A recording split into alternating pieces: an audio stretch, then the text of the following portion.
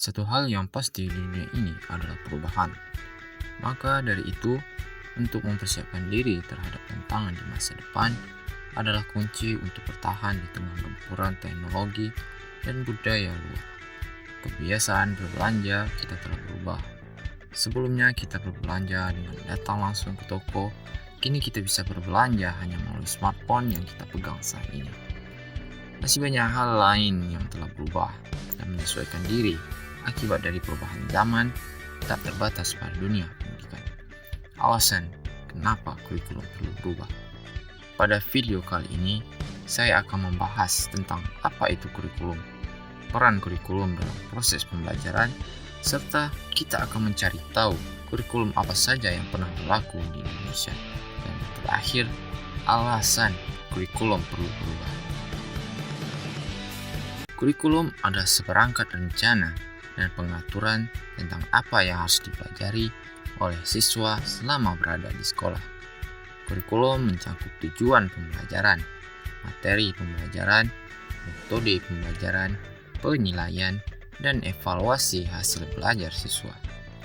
Dalam buku yang berjudul Pembinaan dan Pengembangan Kurikulum di Sekolah, karya Dr. Nana Sujana, disebutkan pengertian kurikulum adalah kumpulan niat dan harapan yang tertuang dalam bentuk program pendidikan yang kemudian dilaksanakan dan diterapkan oleh guru di sekolah bersangkutan. Kurikulum memainkan peran yang sangat penting dalam proses pembelajaran. Kurikulum membantu guru dalam mengembangkan rencana pembelajaran, menentukan materi yang harus diajarkan, dan menentukan cara untuk mengevaluasi hasil belajar siswa. Kurikulum juga membantu siswa dalam mempelajari materi secara struktur dan sistematis. Kurikulum mempunyai fungsi bagi kepala sekolah sebagai manajer dan pimpinan dalam penyelenggaraan pendidikan di sekolah.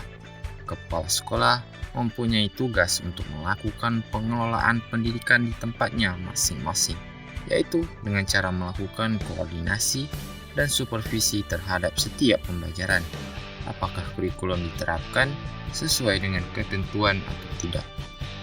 Bagi setiap guru mata pelajaran, kurikulum memiliki fungsi sebagai pedoman dalam melaksanakan pembelajaran di dalam maupun di luar kelas. Sebab setiap pembelajaran tersebut menjadi tugas dan tanggung jawab setiap guru mata pelajaran. Bagi peserta didik yang menjadi target dari adanya kurikulum, proses pendidikan peserta didik adalah pusat perhatian dari setiap pembelajaran. Maka dari itu, kurikulum berfungsi untuk menjadi acuan bagi para siswa mengenai apa saja program-program pendidikan yang harus dipelajari dan dipahami, serta apa saja target pembelajaran yang harus mereka capai di setiap jenjangnya. Fungsi orang tua, meski tidak terlihat dalam pembelajaran secara langsung, namun orang tua mempunyai peran penting bagi keberhasilan peserta didik. Dalam hal ini, mereka akan menerima hasil dari pembelajaran yang telah dilakukan di sekolah. Jadi, capaian siswa terhadap setiap pembelajaran yang akan dilaporkan kepada orang tua juga tak terlepas dari adanya kurikulum. Di Indonesia, telah terjadi beberapa kali perubahan kurikulum. Yang terakhir saat ini adalah kurikulum Merdeka.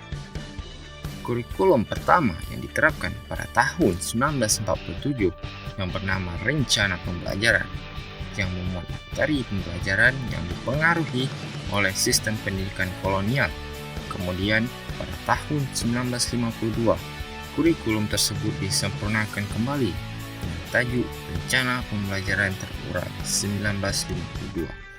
Dalam periode ini, ada perhatian khusus pada setiap guru supaya mengajarkan satu mata pelajaran saja kepada peserta didik. Kemudian, pada tahun 1964, diterapkan kurikulum 1964 yang menekankan pada pemahaman dan pengembangan karakter bangsa Indonesia, atau disebut dengan program Pancawardana, yaitu pengembangan moral, kecerdasan, emosional, keterampilan, serta jasmani. Selanjutnya, pada tahun 1975, diterapkan kurikulum 1975 yang bertujuan untuk mengembangkan potensi individu siswa.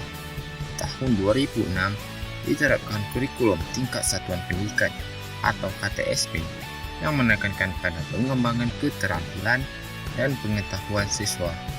Dan pada tahun 2013, diterapkan kurikulum 2013 yang menekankan pada pengembangan kompetensi siswa yang terintegrasi melalui 3 aspek perubahan, yakni pengetahuan, keterampilan, serta perilaku. Perubahan dalam kurikulum diperlukan karena perubahan tuntunan dunia kerja, perubahan dalam teknologi, keragaman, persiapan menghadapi tantangan masa depan, dan peningkatan efektivitas pembelajar, serta tantangan perubahan iklim. Kurikulum yang diperbaharui akan membantu siswa mendapat keterampilan dan pengetahuan yang relevan dengan dunia kerja saat ini dan di masa depan. Dunia kerja terus berkembang dan semakin kompleks. Pekerjaan yang diperlukan saat ini mungkin berbeda dari pekerjaan yang akan dibutuhkan di masa depan. Oleh karena itu, kurikulum harus selalu diperbaharui agar siswa memperoleh keterampilan yang relevan dan dibutuhkan dalam dunia kerja. Perubahan teknologi sangat cepat. Teknologi yang terus berkembang memungkinkan kita untuk melakukan banyak hal yang sebelumnya tidak mungkin dilakukan. Oleh karena itu, kurikulum harus mencakup keterampilan teknologi yang relevan untuk masa depan. Siswa harus terbiasa menggunakan teknologi sejak dini dan harus dapat menguasai teknologi yang terus berkembang di masa depan. Kurikulum juga perlu mencerminkan keragaman dan inklusivitas. Ini akan membantu siswa mengembangkan pemahaman dan toleransi yang lebih baik terhadap perbedaan dan mendorong pengembangan masyarakat yang toleran. Kurikulum harus mewakili siswa dengan keterampilan yang diperlukan untuk menghadapi tantangan masa depan. Siswa harus dibekali dengan keterampilan pemecahan masalah, keterampilan kreativitas, keterampilan kolaborasi, dan keterampilan kepemimpinan. Ini akan membantu siswa siap menghadapi tantangan dan mengembangkan masa depan. Perubahan dalam kurikulum dapat meningkatkan efektivitas pembelajaran. Kurikulum baru dapat menghilangkan materi yang sudah tidak relevan dan fokus pada materi yang lebih penting. Ini akan membantu siswa mempelajari materi yang lebih mendalam dan memahami lebih baik. Perubahan iklim global menjadi satu tantangan besar bagi manusia dan planet kita. Kurikulum harus diubah untuk mempersiapkan siswa untuk menghadapi perubahan ini dengan memahami penyebab, dampak, dan solusi untuk mengurangi emisi gas rumah kaca. Kurikulum harus mencakup pengetahuan dan keterampilan dalam ilmu lingkungan, teknologi hijau, dan pengurangan limbah. Selain itu, kurikulum juga harus menanamkan nilai-nilai lingkungan yang berkelanjutan pada siswa.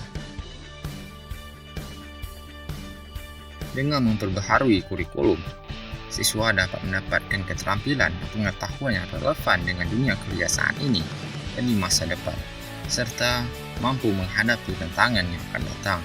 Kurikulum harus beradaptasi dengan perubahan lingkungan, industri, dan budaya untuk memastikan siswa memiliki pengetahuan dan keterampilan yang relevan dan terbaru. Kurikulum juga harus mempromosikan nilai-nilai lingkungan yang berkelanjutan, tanggung jawab sosial, keragaman budaya, dan pemahaman global yang lebih baik. Dengan kurikulum yang diperbaharui dan disesuaikan dengan perkembangan masa kini dan mendatang, siswa akan siap menghadapi tantangan dan berkontribusi positif bagi masyarakat. Selain itu, kurikulum yang diperbaharui juga dapat meningkatkan efektivitas pembelajaran dengan menghilangkan materi yang tidak relevan dan menambahkan materi yang lebih penting. Oleh karena itu, perubahan dalam kurikulum adalah hal yang sangat penting untuk memastikan siswa siap menghadapi masa depan dan memenuhi tuntutan dunia kerja yang terus berkembang.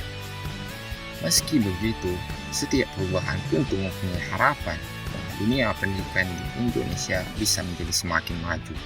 para peserta didik yang menjadi perhatian utama dari kurikulum pun bisa menjadi seseorang yang jauh lebih mulia. Sebelum saya akhiri video ini, agar video ini bermanfaat, mohon untuk mengisi form umpan balik sebagai masukan dari video saya yang telah saya buat ini. Link form sudah saya taruh di kolom deskripsi. Terima kasih sudah menonton video ini. Sampai jumpa lagi di video selanjutnya. Assalamualaikum warahmatullahi wabarakatuh.